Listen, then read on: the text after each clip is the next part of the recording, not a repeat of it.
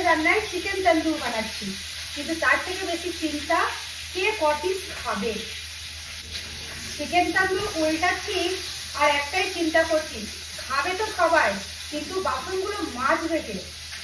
রান্নাঘরে তো আমার রাজত্ব, কিন্তু রান্না করার পর চিকেন তন্দুর বিশেষ করে বানানোর পর সবাই কিন্তু রাজা হয়ে যায়, বিশেষ করে এই লেগ পিসটা খাওয়ার জন্য। এ বলে আমাকে দে, ও বলে আমাকে দে। মুরগি তো ভাই একটাই, তা তো দুটোই লেগ পিস হবে। আমি আবার বাড়তি লেগ পিস নিয়ে আসি, কি করবো? না হলেই খাবার টেবিলেই যুদ্ধ। রান্না করছি আমি, কিন্তু গন্ধ পেয়ে সবাই চলে আসবে, সেই সময়টার এখন অপেক্ষা করছি আমি। কতক্ষণে সব চলে আসবে দেখো না, গন্ধ শুনেই চলে আসবে। চিকেন তন্দুর যাই প্লেট বের করি। চিকেন তন্দুর সরষে কই জলদি বানিয়ে দাও, আমি আর সবার করতে পারবো না। তাড়াতাড়ি বানাও। হ্যাঁ তোরা খেয়ে নে, তোরা খেয়ে নে।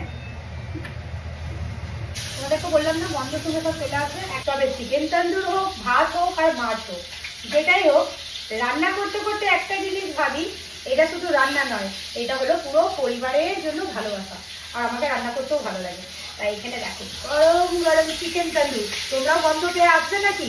তো চলে এসো, মিলেমিশে ভাগ করে সবাই মিলে খেলে এটাই অনেক গল্প, তাই না? তো চলো আমি চিকেন তন্দুরটা বানিয়ে ফেলি, বকতে বকতে করলে পুরো কয়লা হয়ে যাবে।